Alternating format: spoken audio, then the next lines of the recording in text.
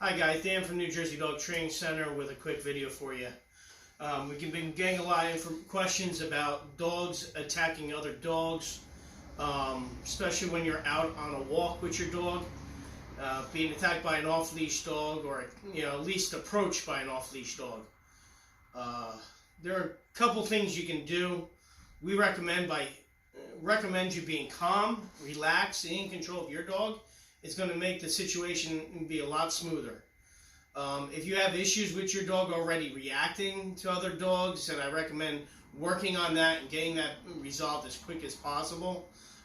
Start on building a better relationship with your dog. Get your dog to be more focused on you and listening to you as you walk and guide them through their lives on their walk.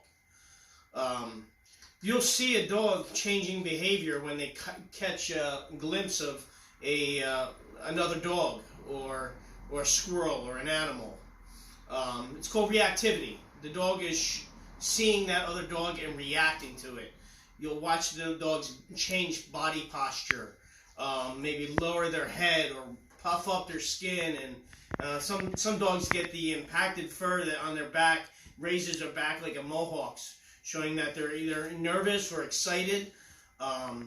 You want to kind of cut that dog out of that. You want to correct the dog and say, hey, knock that off, pay attention to me, follow me, and get out of that situation.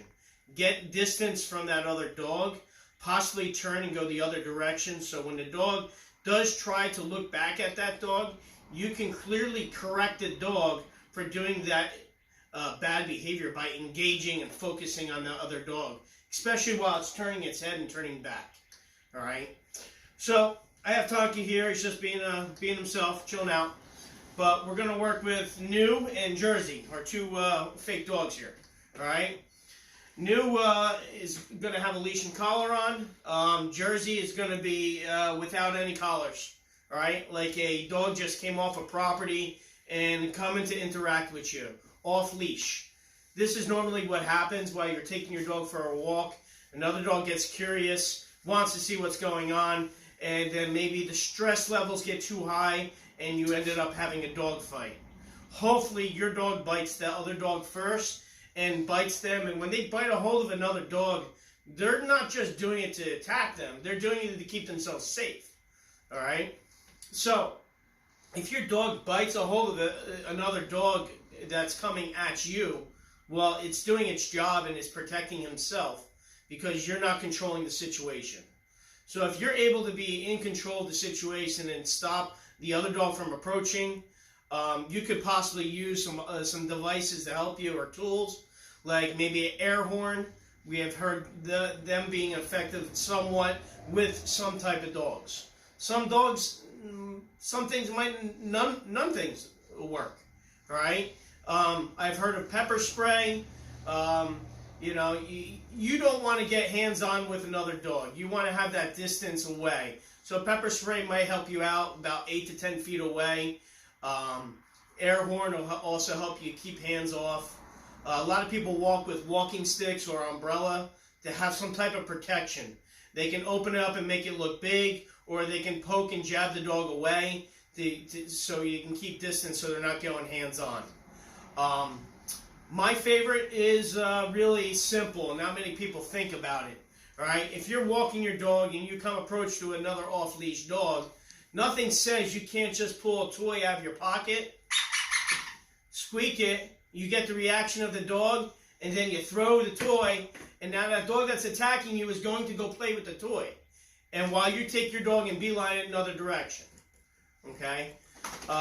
So that might be a good distraction for that off-leash dog. You might try that.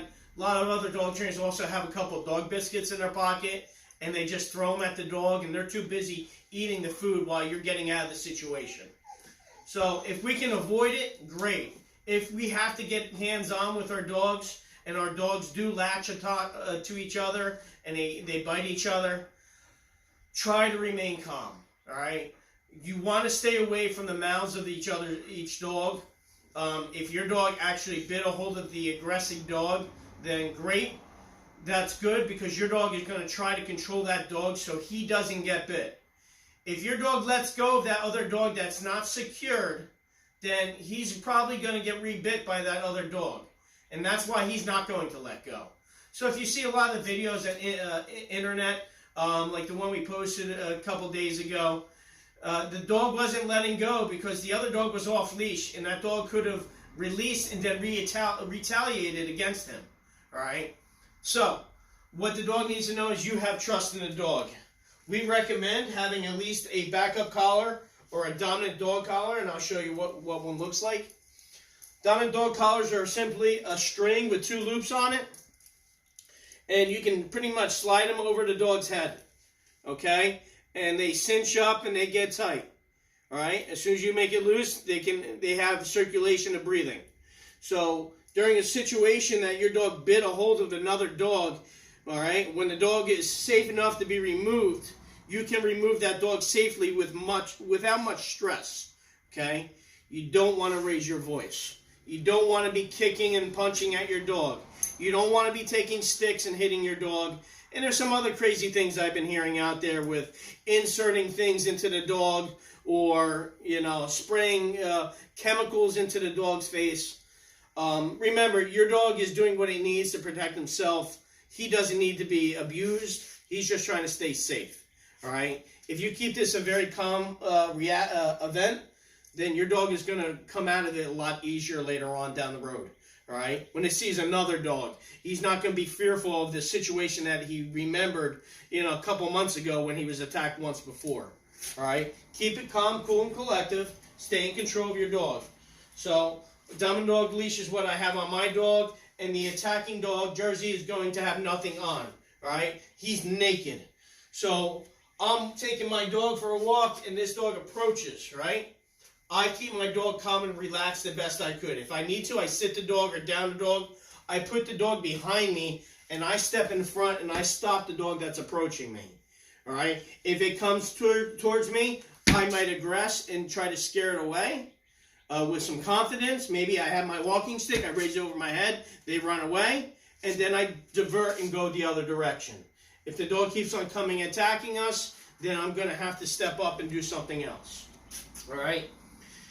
Also got to be aware, what type of abilities do you have? Are you able to pick up your dog and maybe put it in the back of a pickup truck to keep it safe?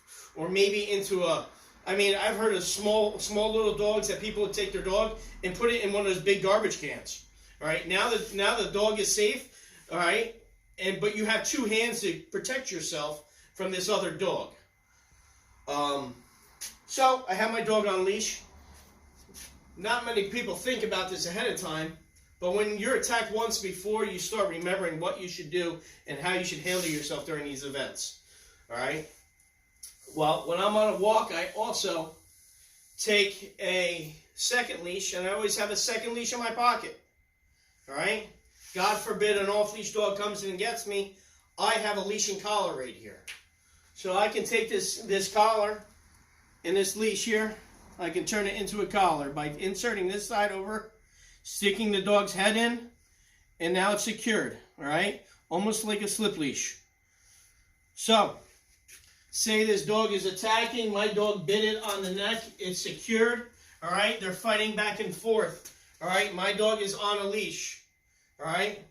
As my dog is there, I can step on this leash and try to stay to the back of my dog so he's controlling this dog, all right? While he's bit on this way, they're going to be flailing around. They're not going to be standing still like these guys are, all right? You're going to do your best to safely take this leash, loop it over the other dog's head, all right? You're going to latch through the handle of the other leash, and then you're going to take this dog, both dogs, on their leashes, and drag them to a fence or a tree. All right? So I'm going to slide over here to the wall, and we're going to bring the dogs over. All right? So I'm going to use the wall as a connection point for the dog. So say you have a chain link fence of a neighbor or house, all right? You got your hook here. You can hook it onto the chain link fence. All right? While you're hooking into a chain link fence, the dogs are still biting and securing each other, right? So we have it here. we hook it to the fence. All right, now they're connected. So this dog is secured to this pole or fence or tree. I have this dog and this dog, they're still biting each other. All right, what we want to do is pull your dog back away from this dog, and we're going to use that with the leash. As they're still connected, here, as I pull back my dog, all right, I'm going to apply pressure to my dog's neck, which is going to stop the circulation of breathing. All right? By stopping the circulation of breathing, the dog is going to open up its mouth and calmly release the dog as best as possible. All right? As they're releasing the dog, this dog can't aggress and come and retaliate because it's secured to the fence post or the tree. As I remove my dog, I take my dog and I go. I get my dog out of that situation where they can't see each other. All right? Now, this dog has probably 4 puncture holes in it from the canine teeth of my dog on its neck. Sometimes dogs don't even have any holes on them. They just bite a hold and they hold down so well that the teeth don't actually insert into the skin. I've heard a lot of people taking the dog and grabbing the back legs and pulling them off a bite. You got to be careful with that, guys, because once you pull the dog off the bite, the dog is not going to retaliate against you and bite you. They're going to spin really quickly. All right, so I recommend doing it this way. When you're only by yourself, it's hard to do, but by using the tree and a post or something like that, you can do it. Again, you guys stay calm and relaxed, stay in control. Remember, as you apply the pressure on the dominant dog collar, okay, it's going to cut off the circulation breathing where the dog needs air. When the dog releases, you go. And you move on and you keep it rolling. A lot of people use prong collars, all right? It's hard to cut off the circulation with a prong collar. So we always recommend to all our clients that use a prong collar to have a dominant dog collar on it that's a little bit longer than necessary as a backup collar where we connect both to one leash. So God forbid the prong collar did disconnect or you need to cut off your circulation or choke your dog off a bite, you can do so.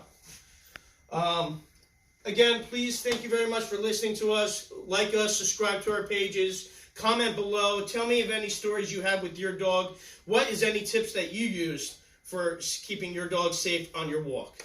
Thank you very much.